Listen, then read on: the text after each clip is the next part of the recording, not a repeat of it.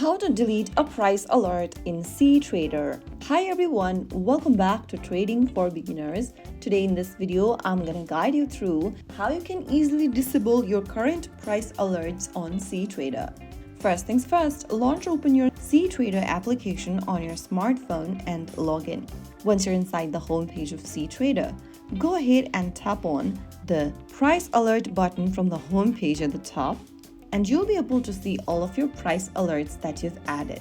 Scroll through the price alerts and just locate the one you want to remove, and right next to the price alert info, you'll see a cross icon. To delete the price alert, simply tap on the cross. Soon after you do that, your alert is now removed. You can repeat this step anytime you need to manage or clean up multiple alerts. So that's it. If you found the video helpful, don't forget to like, share, and subscribe to our channel. I will be back again in the next episode. Thanks for watching.